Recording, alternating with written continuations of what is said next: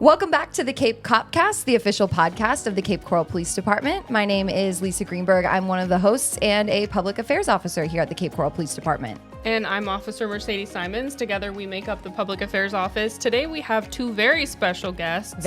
We have Captain Matt Campion and Lieutenant Pat O'Grady. Both of them are very happy to join us, I think. We're here to talk about a lot of different holiday events and things like that we have going on. Yeah, the hats are part of their usual uniform. In my opinion, it's a little early for Christmas. We're kind of skipping Thanksgiving. I would like to have a conversation about that debate. But first, hi guys. Hi. Hello. Thanks Hi for there. coming.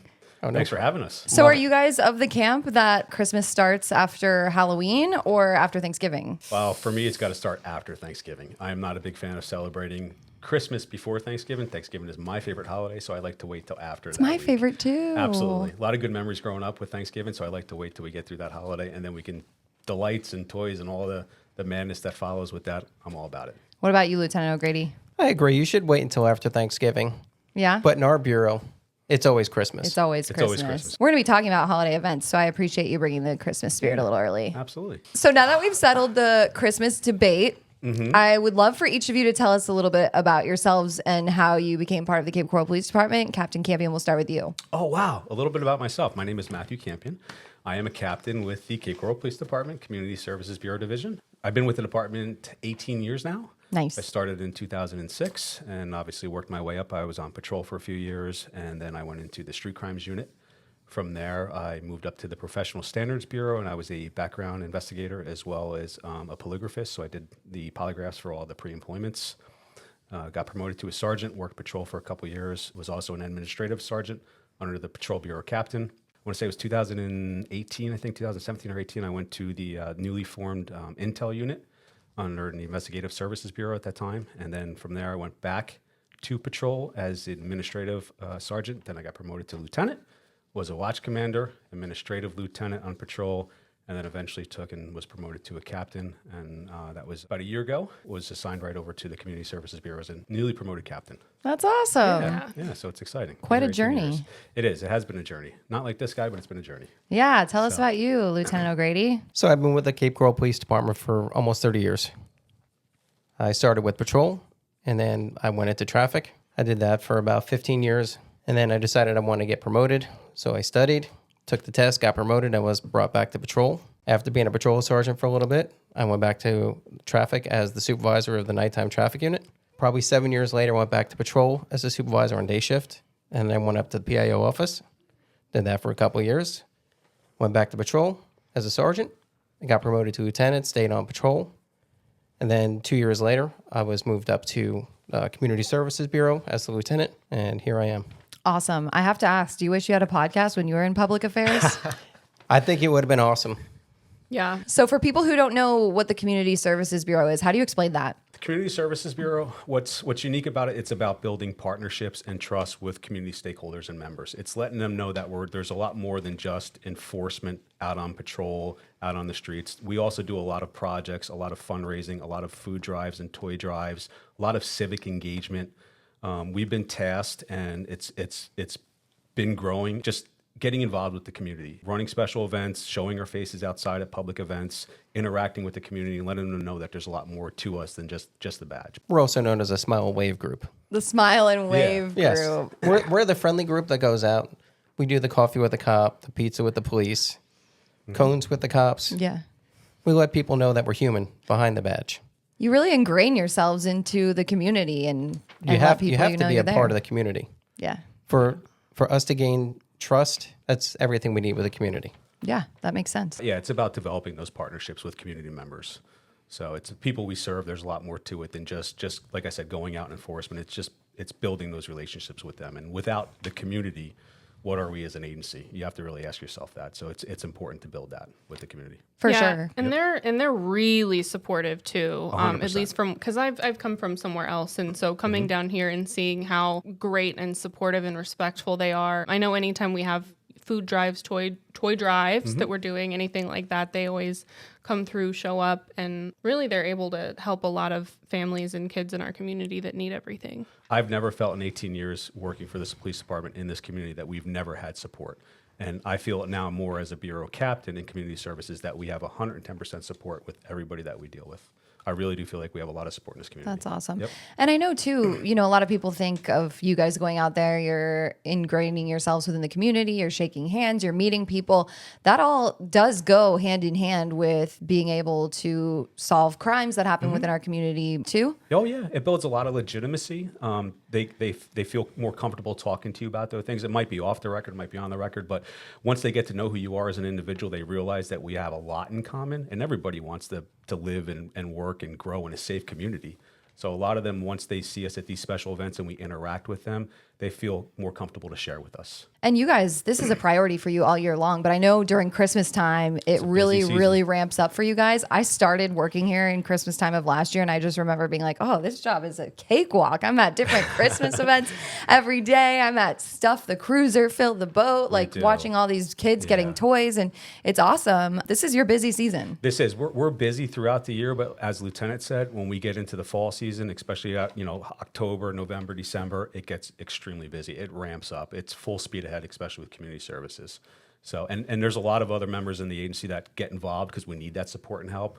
But for our bureau, it's extremely busy. Yeah, a lot of events going on. So what events do we have coming up? I'll start with November. We kick off our 13th annual Holiday for Heroes food drive, which benefits the Harry Chapin Food Bank. We've partnered with the Walmart neighborhood markets. We have one on Skyline and 2 on Pine Island. Officers are going to be stationed there. We're going to be asking for donations of food and or money. If people want to donate money, we could take that as well.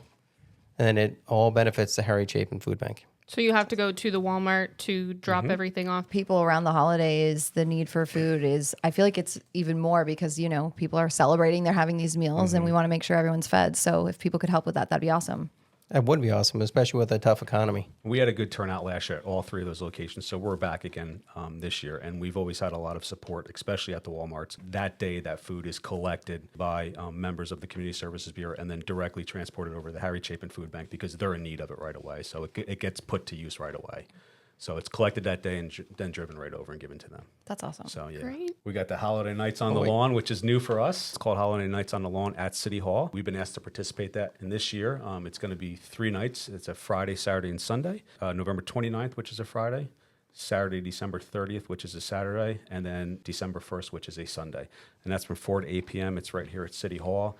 And the way we're going to participate in this year is we're going to actually bring a boat over there, and it's going to kind of be like Fill the Boat campaign. So we're asking anybody that attends those 3 nights over at City Hall there for the Festival of Lights that they bring some kind of donation for a toy. That'll be awesome. I know you guys collect a lot of toys throughout the month of December, so it'll be fun to kind of kick it off that way and get the city involved and everybody fill another boat. Pretty amazing event. One day they're going to have reindeer, live reindeer. What? Are you dressing up or? Well, I could wear antlers. But and they have a drone show. So that's going to draw a lot of people. And we're hoping those people are generous and want to donate a toy to us. Definitely. Can they donate money too, or just a toy? They can donate money. Yes. Cool. Yep. And they also have an ice skating ring, I think, as well too, and then the Christmas tree. So that's going to be awesome. How do you do an ice skating rink We're in gonna find Florida? out. I don't know. There's a special kind of floor you can use. We'll leave it to them. It's like rollerblading. Yeah, we're not the experts in Basically, that area. So Very cool. yeah, we have a couple other events. Yeah, we have the 2nd annual Stuff a Cruiser toy drive as well. That's going to be December 7th and 8th. That's going to be at the Target at 2430 Santa Barbara Boulevard, which is right near Veterans. Cool. Same concept. We're going to stuff that cruiser with as much toys as we can fit We're in going to get there. whatever we get in there. We also teamed up with the Cape Coral Museum. They're going to put on a Cape Coral Museum of History. They're putting on a car show, which is scheduled for Saturday, November 30th, and it's a toy drive car show, and it's going to be at Cultural Park Theater. So a lot of people love car shows. Hopefully the weather's beautiful, but if you come to that car show as well, you can bring a toy, and that's going to go also to the toy drives for community members. That's so awesome. And I know a lot of people wonder once we get the toys, I've seen your guys' office. It is like a toy shop in there after. What do you guys then do with all those toys? There's a lot of community donations. Well, one of our biggest events is Shop with a Cop, which is later on. It's actually scheduled for Saturday, December 14th, and we'll talk about that in a minute. But because of limited funds, we're only allowed to accept so many students. A lot of these kids are recommended to us from schools in the city of Cape Coral. The SROs get involved as well as school staff. So they fill out an application, and depending on the needs of that family, we can accept them as one of the students that would shop with a cop on December 14th. So we can only take about 40 to 45 students, but we get, I want to say, a couple hundred applications, don't we? We do. For that. We get a lot of applications. A lot of those toys that we collect, since we can only take about 40, 45 kids that day for Shop with a Cop, we will keep all those applications, and then what we'll do is we'll bag up toys depending on the size of the family, the age of the kids, and then we will deliver the week before Christmas. The Community Services Bureau, with the help of some patrol officers, will actually deliver those bags of toys to that family. They weren't chosen to participate in Shop with a Cop because we can't pick everybody, although we'd love to. But since we can't, we'll deliver a bag of toys to them. We try to accommodate as many applications as we can get, but everybody that submits an application for Shop with a Cop is going to get some kind of toy from the Cape Coral Police Department. Wow. That's amazing. You guys are like real life Santas. No wonder We- you brought that We hat. do. We make contact with the family the week before Christmas. We let them know that we're going to stop by. If they're there, we love to see the kids and just say hi and let them know, here you go. If Elf not- ears are under here. Yeah, they all get involved in it. So each kid's going to get a toy or a bag of toys to say. So it's love neat. that. Yeah. That's amazing. We Yes. got a couple other events that we'd love to mention. Yeah, We absolutely. have the 9th Annual Children's Network of Southwest Florida Fill the Boat. So that will be on December 4th. We do that in the morning at Oasis. We hang out there, we bring a boat, and we also do it at Cape Coral Elementary School. Where do all those toys end up going? They go to adopted kids and foster kids from the Children's Network of Southwest Florida. Yeah, it's in partnership with the Children's Network of Southwest Florida. So all the toys get collected at the parent drop-off, I should say, student drop-off lines in the morning at Oasis Elementary, Oasis Middle, and Cape Elementary. And then they get donated to the Children's Network of Southwest Florida. That's That's awesome. amazing. I remember going to that last year, I think. Yeah. You did. Yeah. It's good. Yeah. That was like one of my first days on the job. We hand out all the candy canes and the stickers and all the good stuff like that, and the kids just love it. So, Oh, wait, you said December 4th? December 4th, That's yes. my 1 year anniversary at the police department. I'm pretty sure that's what I did on my Lisa, first are we day. going to have a then party? you should be there Wednesday, I December should be 4th. there. You I should be there. get a can hand candy out cane. candy canes. Perfect. I'll be there. That's awesome. And so then we do Shop with a Cop every year, which is awesome. We do. Do we use like monetary donations for that, or is that all funded within? We do. We have some community partners, some stakeholders in the community that throughout the year will make donations specifically. Some of these special events that we attend will go and give a lecture to some of the clubs around the town, the Rotary clubs, the German American Club. And a lot of times in kind, they'll make a donation and it's specifically for Shop with a Cop. So that's where the monetary donations come in to help as well.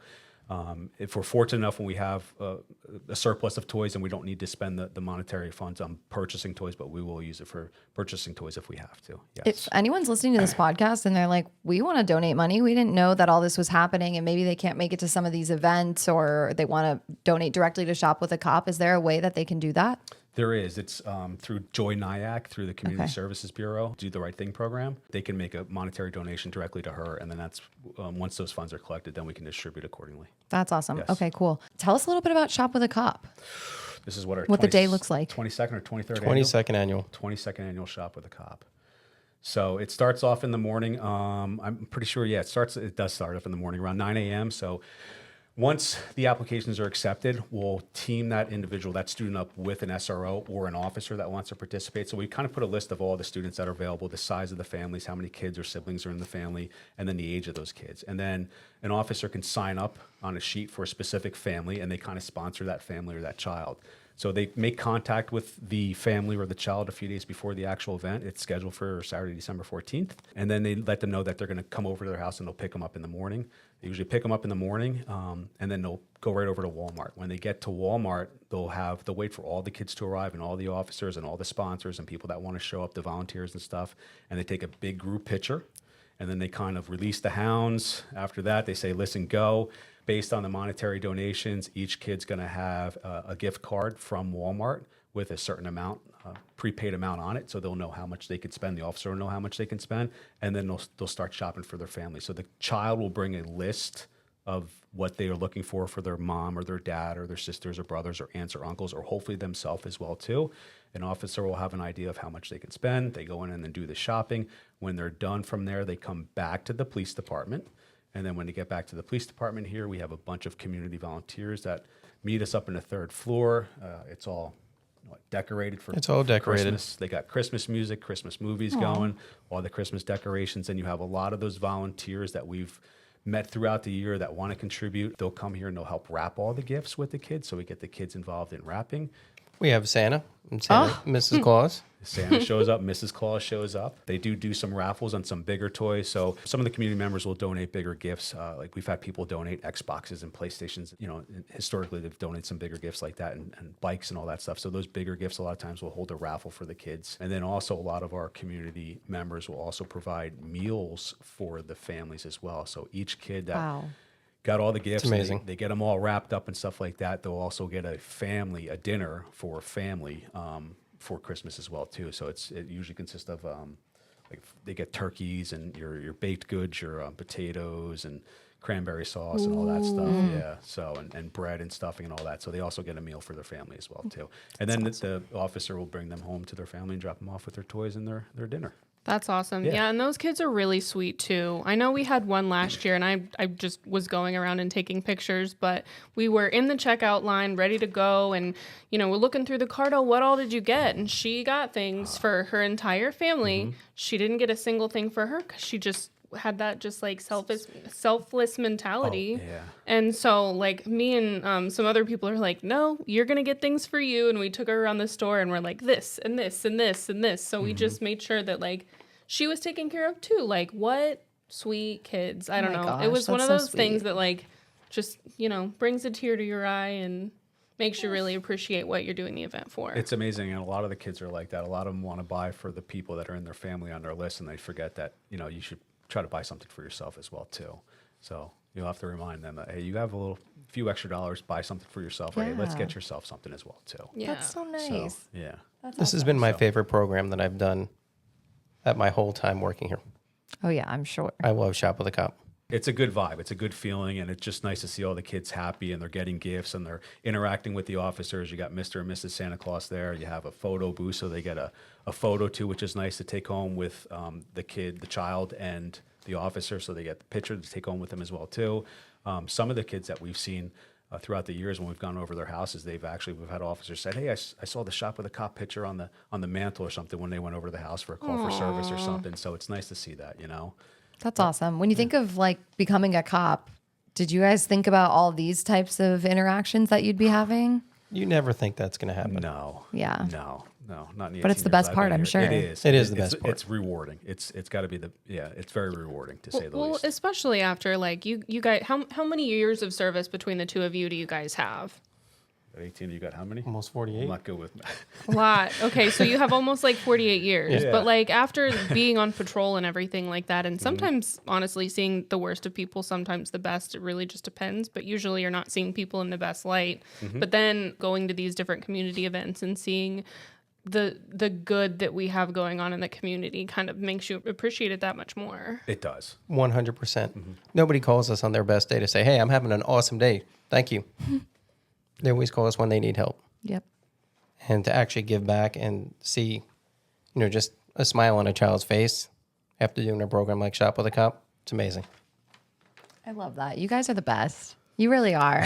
We are so excited to have you on the podcast. Yeah. Excellent. That's how we also know we have the right people in the right place, too. Absolutely. We got a good We team. love our job. We got a good team. For sure. And it's nice because everyone that we work with in community services knows at this time of year they all have to step up to the plate, because there's a lot of, you know, you have your scheduled events during the week and stuff, but then there's a lot of things that occur after hours and on nights and weekends, and we're looking for officers to step up to the plate and say, hey, I'll be willing to help out with fill the boat or stuff the cruiser or Shop with a Cop because it's on a weekend. You know, so we get them a lot of officers that want to get involved in that kind of stuff this time of year. For sure, especially when they have their own family things going on this time of year. So it's nice. Exactly. Yeah, Anything else you guys want to add? Oh yeah, if you don't mind, I'd love to say, because our this year we're going full time with our Police Athletic League program, so it's our PAL program. So Officer Kobe Palmer, who's the PAL officer, is running his first annual toy drive. It's in partnership with Fathoms Restaurant and Bar down at Cape Harbor, and it's going to include live music. And it's scheduled for Sunday, December 15th at 6 p.m. So Sunday, December 15th at 6 p.m. And then if you want more information, I can get that to you as well too. But if they show up and everybody donates a toy and stuff like that, it's going to go to the PAL program. So, and they have their own set of kids as well too that the PAL program sponsors throughout the year for special events, special sporting events, and so that's going to help the PAL program as well too. I'll have to add that to my calendar. I always love going down there anyway. It's a great so place. nice. It's a great So That's beautiful. Yeah. Thank you guys so much for coming on the Cape CopCast. Thank you for having us. We It was a appreciate great it. time. yeah, thank you. you for listening. If you guys have any questions or anything like that, you can always email capepdpao@capecoral.gov. Have a good one. Thank You you. too. See you next time. Bye. Bye. Thank you for listening to the Cape CopCast, where we dive into the heart of the Cape Coral Police Department safety initiatives, community relations, and the insightful stories of different officers that make up our department. Please like and share our podcast. If you have feedback, you can email capepdpao@capecoral.gov. And remember to follow us on social media. Our handle is @CapePD on all major platforms. Stay safe, stay Cape.